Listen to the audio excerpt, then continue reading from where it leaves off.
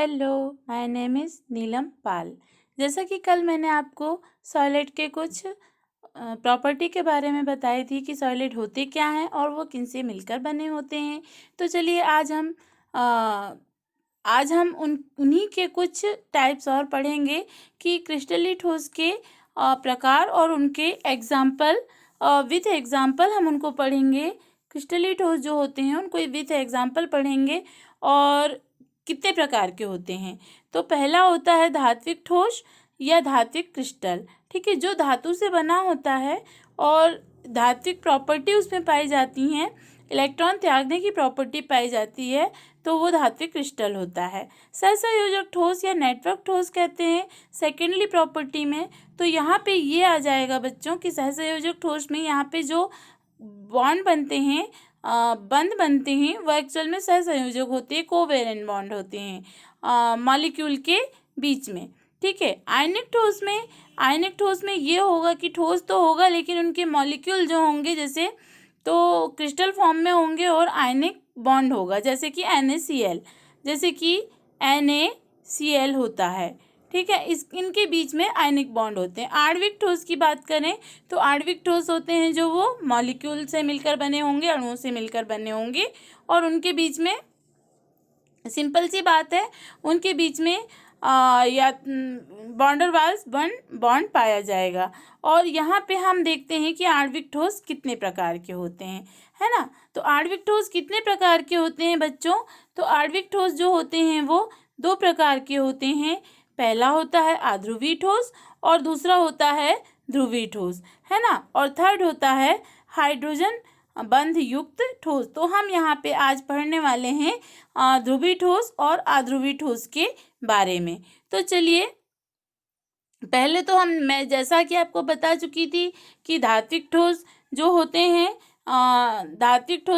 हैं, एक्चुअल में वो इलेक्ट्रॉन, जैसे कि इसमें धनायन इलेक्ट्रॉन रूप समुद्र में डूबे रहते हैं, है ना। धात्विक ठोस की बात करते हैं, क्रिस्टल की बात करते हैं तो इनमें धन आयन होते हैं। इलेक्ट्रॉन के जो होते हैं वो समुद्र में रहते हैं, जैसे NaCl वगैरह होता है।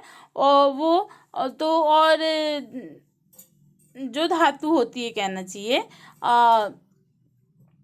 दूसरी बात ये है कि ये विद्युत और ऊष्मा के चालक होते हैं। सेकंड पॉइंट ये हो जाता है कि कठोर तथा उच्च मेल्टिंग पॉइंट वाले होते हैं। अब धात्विक ठोस हैं तो इनका हार्ड होगा ही होगा। और आघातवर्णीय एवं तन्य होते हैं, इन्हें तार के रूप में भी खींचा जा सकता है और इनको प्लेट के रूप में भी बनाया जा सकता है। ये इनकी प्रॉपर्टी होती है। एग्जाम्पल हो जाएगा copper, aluminium, iron, nickel, chromium, magnesium, ये सब इसके एग्जाम्पल हो जाएंगे। सेकंड की बात हम यदि कर लेते हैं तो सेकंड हमारा होता है सहसंयोजक ठोस या नेटवर्क ठोस।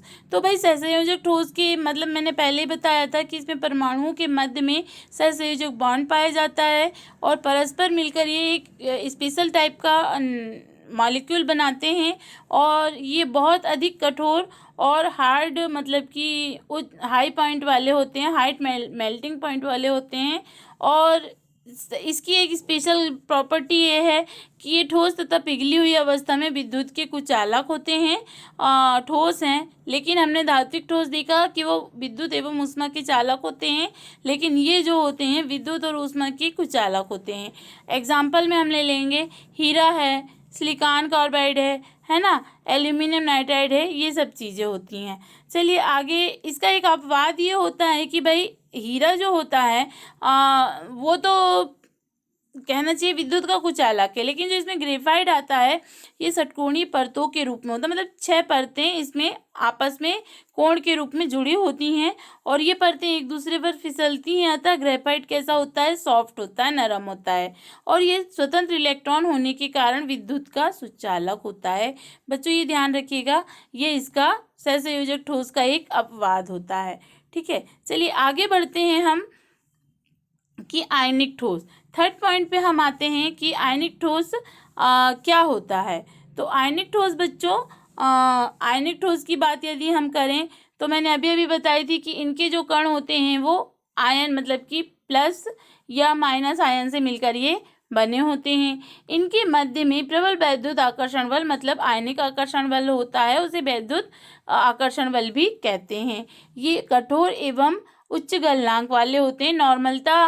नॉर्मली ये मेल्ट नहीं किए जा सकते। ये भंगुर होते हैं। इट मीन्स कि इनको यदि क्रिस्टल है इनको और बारीक किया जाए तो ये बिखर भी सकते हैं, और मतलब इनकी प्रॉपर्टीज़ चेंज हो जाती हैं कुछ, है ना। और इसका जो फोर्थ पॉइंट आ जाता है कि भाई ये ठोस अवस्था में विद्युत के कुचालक परंतु पिघली हुई अवस्था में विद्युत के सुचालक होते हैं। That is right. जैसे NaCl आप ले लीजिए, वो यदि नमक आपने घर पे है विद्युत का, वो उस समय वो विद्युत का सुचालक नहीं होगा, लेकिन यदि उसका एक्वस सॉल्यूशन बना लिया जाए, जलीय विलयन बना लिया जाए, तो विद्युत का सुचालक हो जाएगा। NaCl, KCl, ये पोटेशियम सल्फेट और अमोनियम क्लोराइड, कैल्शियम क्लोराइड और फेरस क्लोराइड या फेरिक क्लोराइड जो भी कह लो आप, ये सारी चीज़ें हैं, है ना। तो फोर्थ पॉइंट में हम आ जाते हैं भाई कि हमारा जो आणविक ठोस होता है, आणविक ठोस जो होता है वो क्या होता है। तो मैंने अभी आपको बताया था कि आणविक ठोस जो होते हैं वो अणुओं से मिलकर बने होते हैं। तो सिंपल सी बात है, इनमें कौन सा बंध होगा। जो ये 3 प्रकार के होते हैं अवयवी कण, इनके जो अणु होते हैं वो 3 प्रकार के होते हैं। तो इनको हम डिफाइन करेंगे। ध्रुवीय ठोस और सेकंड होता है ध्रुवीय ठोस।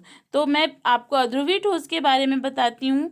तो इनके अणुओं के मध्य जो बल होते हैं, वॉन वाल्स बल होते हैं, एक्चुअल में उनको लैंडन बल भी कहा जाता है, क्योंकि उनका अध्ययन लैंडन नामक साइंटिस्ट ने किया था।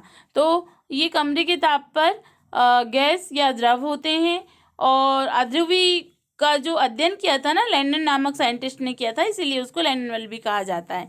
ये विद्युत के कुचालक होते हैं, नॉर्मल सी बात है, इसमें ज़्यादा कुछ वो नहीं है। इनका गलनांक बहुत कम होता है और ये सॉफ्ट होते हैं, जैसे कि आयोडीन हुआ, क्लोरीन हुआ, और ये जो बेंजीन हुआ, कार्बन डाइऑक्साइड हुआ, ये सब क्या होते हैं, विद्युत के कुचालक होते हैं, विद्युत के सुचालक नहीं होते हैं।